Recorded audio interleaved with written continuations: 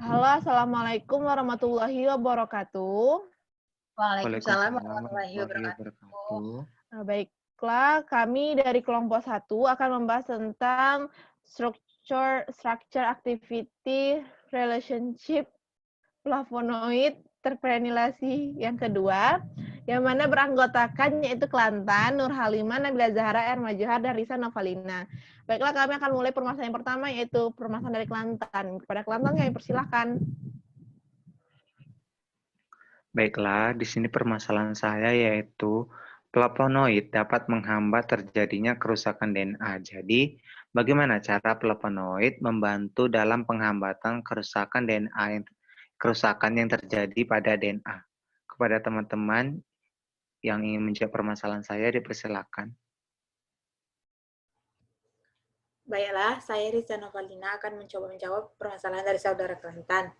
Menurut saya, flavonoid dapat menghambat terjadinya kerusakan DNA akibat reaksi OH dengan basa-basa nitrogen dari DNA dan merangsang terbentuknya antioksidan enzimatik seperti SOD, katalase, dan GPX. Di mana flavonoid dapat berfungsi sebagai antiinflamasi karena flavonoid dapat menghambat terbentuknya sitokin proinflamasi seperti TNF, alfa, IL-6, IL-1 beta, dan interferon gamma. Sekian jawaban dari saya. Terima kasih. Baiklah, terima kasih atas jawabannya. Namun, jawaban dari Risa ini belum terlalu mengena terhadap permasalahan saya, yang mana saya menginginkan bagaimana sih cara penghambatan cara penghambat kerusakan yang terjadi pada DNA tersebut. Nah, kepada teman-teman, ada yang menambahkan jawabannya?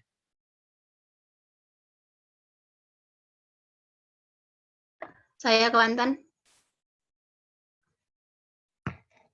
Baik, Halimah. Ya, jadi flavonoid itu dapat melindungi tubuh kita dari reaksi-reaksi lanjutan dari ROS dan RNS dengan menangkap ROS, memblokir reaksi propagasi dan merangsang gitu. Nah, terbentuknya antioksidan seperti GPX, SOD, dan katalase, serta menurunkan kadar MDA karena tidak terjadinya peroksidasi lemak gitu. Nah, dan menurunkan kadar 8 OHDG karena OH yang biasanya masuk bereaksi ke dalam DNA kemudian ditangkap oleh flavonoid seperti itu. Kan sini flavonoid itu dapat berfungsi sebagai zat pengkelat dari logam-logam Cu dan Fe yang berfungsi sebagai katalis dalam reaksi Fenton. Reaksi inilah termasuk reaksi perubahan hidrogen peroksida menjadi OH.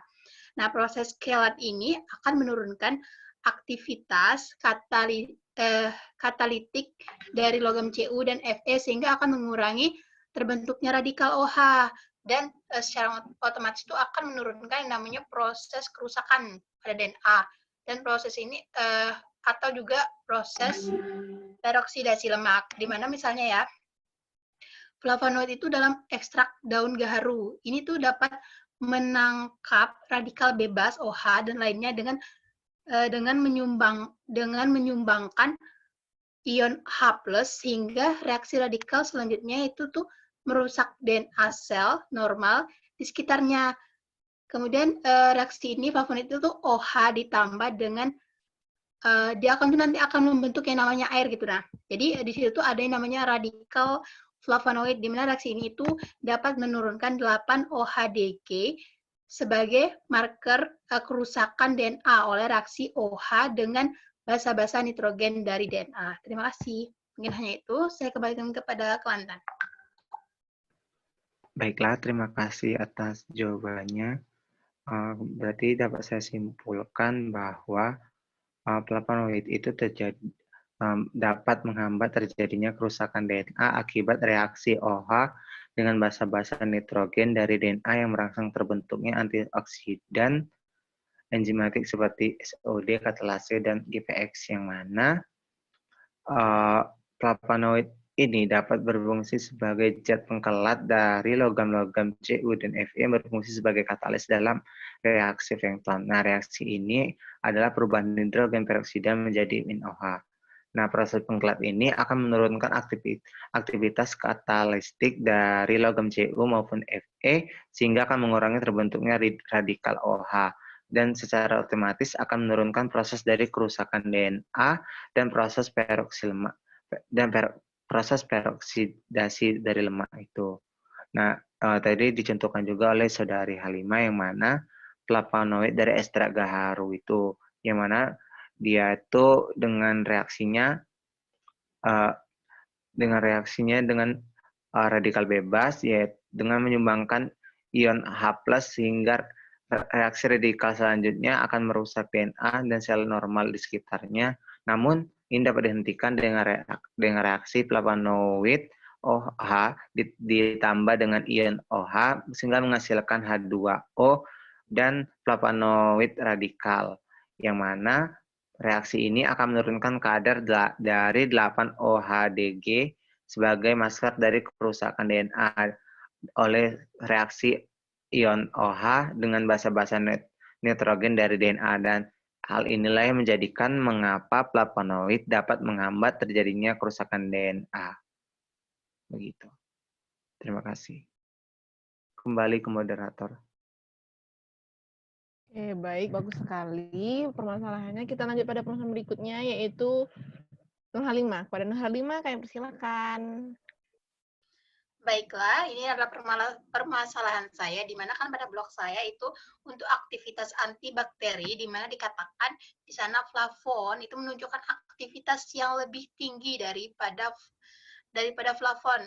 Nah, terutama banyak flavanon itu antibakteri itu aktif di prenilasi. Nah, dikatakan di sana bahwa flavanon yang di prenilasi itu menunjukkan aktivitas yang lebih tinggi daripada flavon. Nah, mengapa sih demikian? Mungkin ada teman-teman yang bisa menjawab permasalahan saya. Kepada teman-teman, saya silahkan untuk menjawab.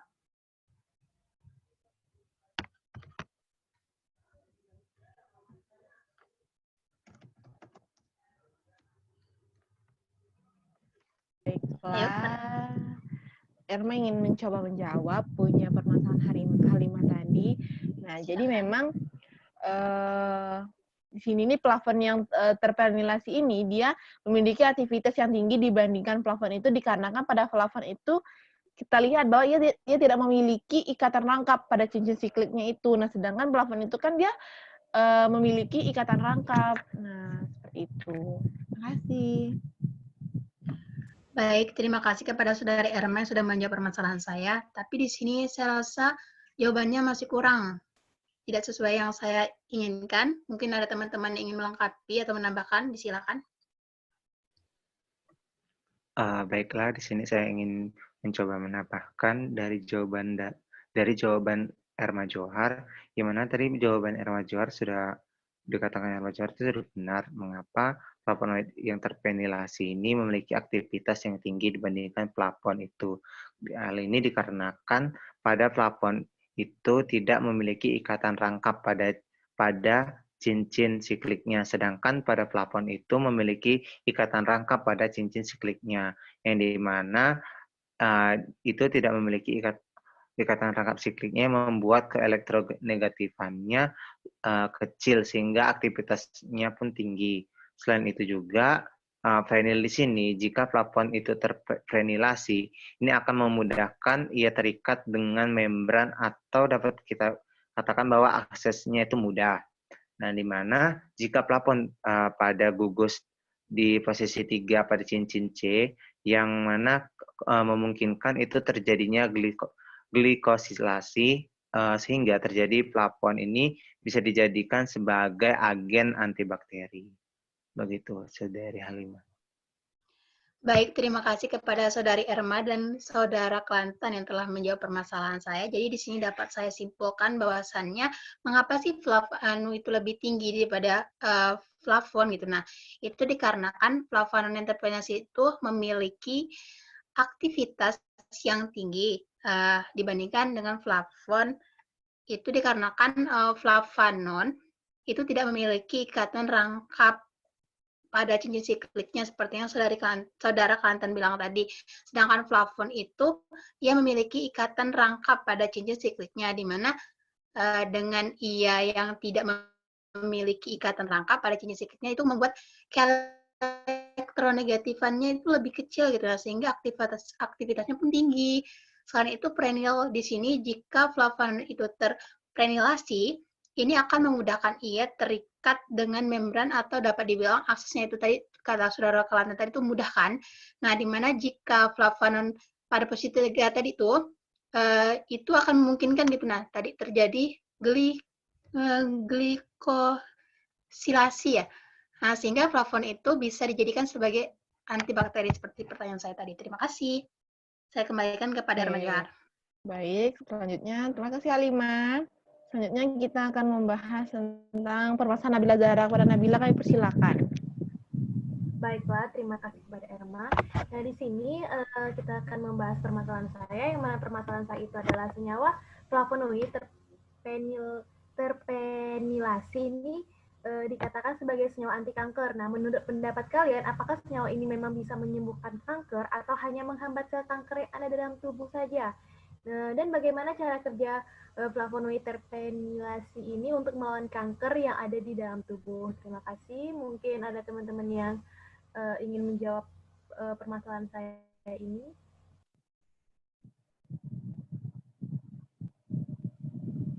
Baiklah, di sini saya ingin mencoba menjawab dari permasalahan saudari Nabila, di mana kalau menurut saya itu flavonoid terpenylasi hanya bisa mencegah atau menghambat kanker, yang mana seperti kita ketahui bahwa flavonoid jenis antitoksinin ini dan proatoksinianin, sianin maksudnya, memiliki ikatan rangkap yang panjang yang menjadikan flavonoid ini bersifat antioksidan yang mana dapat mencegah kanker.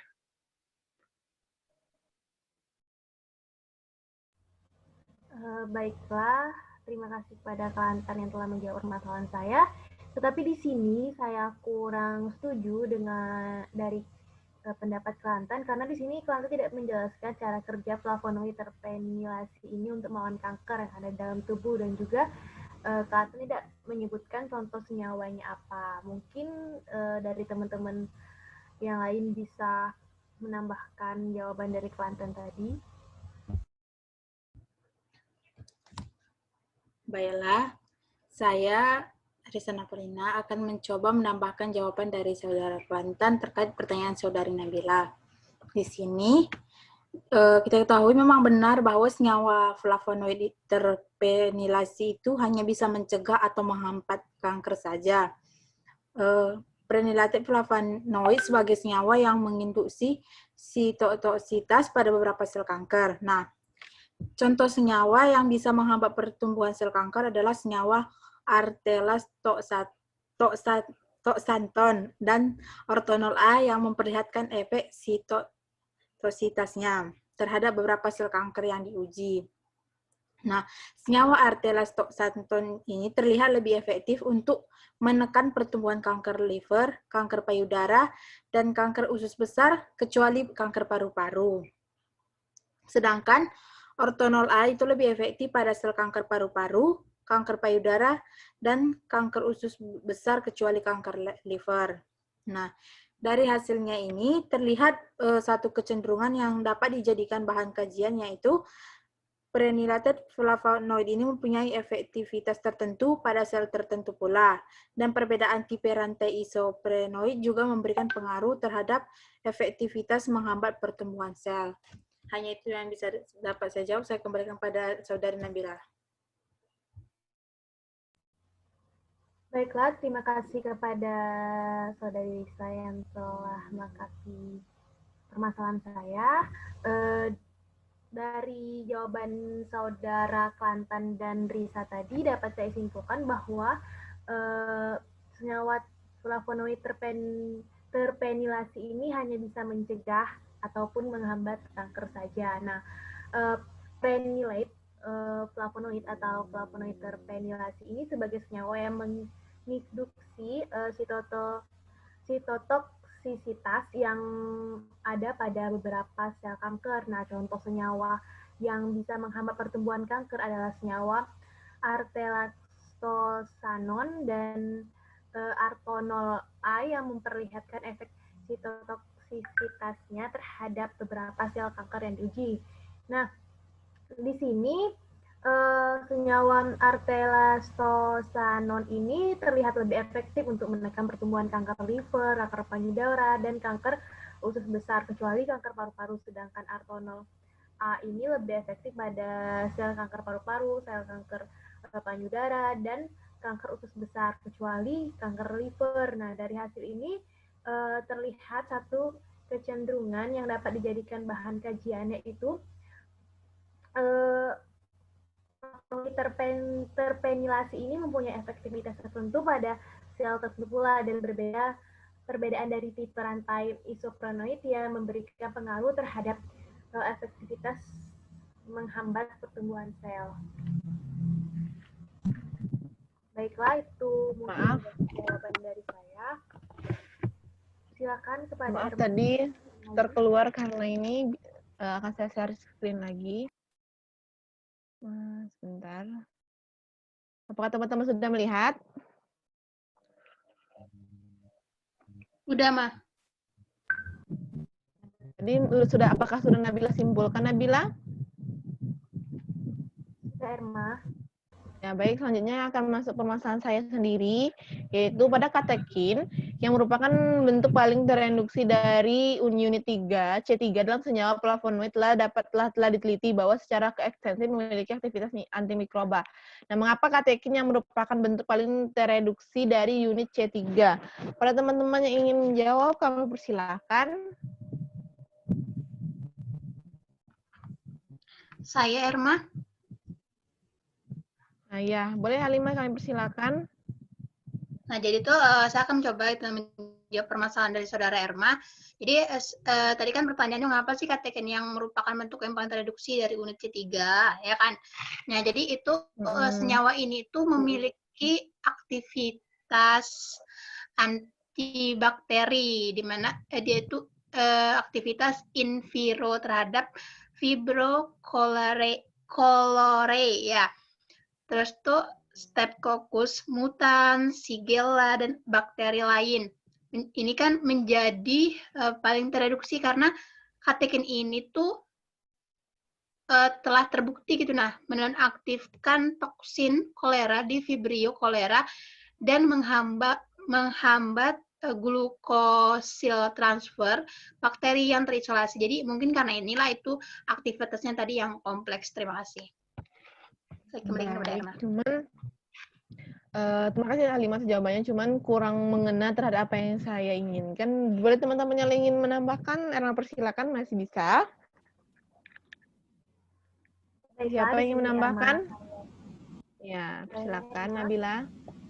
Nah, baiklah, di sini saya akan mencoba menambahkan jawaban dari Nur Halimah tadi, bahwa menurut saya senyawa ini memang memiliki aktivitas antibakteri in vitro terhadap Vibrio cholerae, Streptococcus mutans, Shigella, dan bakteri lain, dan juga menjadi yang paling tereduksi karena katekin ini telah terbukti menonaktifkan toksin kolera di Vibrio cholerae dan menghambat glukosil transferae, bakteri yang terisolasi. Nah, mungkin karena aktivitasnya yang kompleks. Nah, terus selain katekin ada robinetin, ada miricetin, dan epigallocatechin yang diketahui menghambat sintesis DNA. Nah, karena juga cincin B dari flavonoid dapat menginterkalasi atau membentuk ikatan hidrogen dengan penumpukan basa asam nukleat, dan selanjutnya menyebabkan penghambatan sintesis DNA dan RNA pada bakteri ini. Dan mungkin itu jawaban dari saya, Erma.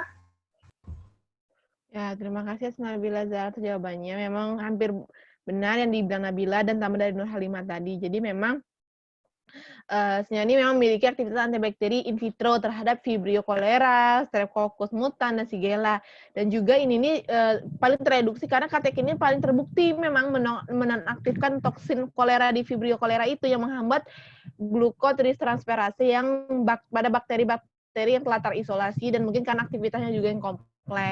Kemudian juga karena juga percincin B pada flavonoid itu dapat menginterkalasi atau membentuk ikatan hidrogen dengan penumpukan basa asam nukleat. Baik, terima kasih atas jawabannya bagus sekali. Kita lanjut pada permasalahan berikutnya, permasalahan Risa Novalina. Pada Risa kami persilakan. Baiklah, lanjut kepada permasalahan saya, di mana flavonoid dapat memberi efek antioksidan dengan mencegah generasi ROS, langsung menangkap ROS atau secara tidak langsung terjadi peningkatan enzim. Nah, bagaimana cara kerja flavonoid untuk bisa mencegah generasi ROS ini? Apakah dari teman-teman ada yang ingin menjawab permasalahan saya? Saya, Risa. Jadi di sini saya mungkin akan mencoba menjawab permasalahan dari Risa yang mana flavonoid pada ekstrak daun gaharu ini dapat mencegah produksi ROS atau oksidan dengan menghambat enzim-enzim yang menghasilkan ROS tadi seperti satenin, oksidase, NADPH oksidase, dan dengan cara membentuk krelat dengan logam-logam transisi dari katalisator enzim tersebut seperti CU ataupun Fe. Mungkin itu jawaban dari saya, Risa. Baiklah, terima kasih kepada Saudari Nabila. Namun di sini jawaban dari Saudari Nabila belum menjelaskan cara kerja flavonoid itu untuk bisa mencegah generasi ROS. Nah, apakah dari teman-teman ada yang mencoba menambahkan? Saya persilakan. Maaf, Erma ingin mencoba menambahkan, Risa? Iya, Erma, dipersilakan. Nah, jadi memang flavonoid dapat melindungi tubuh kita dari reaksi-reaksi lanjutan seperti ROS dan RNS yang menangkap ROS. Nah, memblokir reaksi, propagasi, dan merangsang terbentuknya antioksidan endogen seperti GPX, XOD, dan katalase, serta menurunkan kadar MDA karena memang tidak terjadinya peroksidasi lemak dan menurunkan kadar 8-OHDG karena OH-nya itu memang biasanya itu masuk dan bereaksi dalam DNA yang sudah ditangkap oleh flavonoid. Seperti itu. Terima kasih. Baiklah, terima kasih kepada Saudari Nabila dan Saudari Arman Johar yang sudah menjawab permasalahan saya. Maka dapat saya simpulkan bahwa flavonoid pada ekstrak daun gaharu itu dapat mencegah produksi ROS atau oksidan dengan menghambat enzim yang menghasilkan ROS. Nah, dari reaksi lanjutan ROS dan RNS dengan menangkap ROS. Nah, memblokir reaksi propagasi dan merangsang terbentuknya antioksidan endogen seperti GPX, SOD, dan katalase, serta menurunkan kadar MDA karena tidak terjadinya peroksidasi lemak, dan menurunkan kadar 8-OHDG karena OH yang biasanya masuk bereaksi ke dalam DNA sudah ditangkap oleh flavonoid. Itulah yang cara kerja flavonoid untuk bisa mencegah generasi ROS. Sekian kesimpulan dari permasalahan saya kembalikan kepada moderator. Baik, terima kasih atas permasalahannya. Terima kasih untuk teman-teman semua yang telah menjawab permasalahan terakhir tadi. Permasalahannya sangat bagus-bagus, maka saya akhiri. Wabillahi taufiq wal hidayah. Wassalamualaikum warahmatullahi wabarakatuh. Waalaikumsalam warahmatullahi wabarakatuh.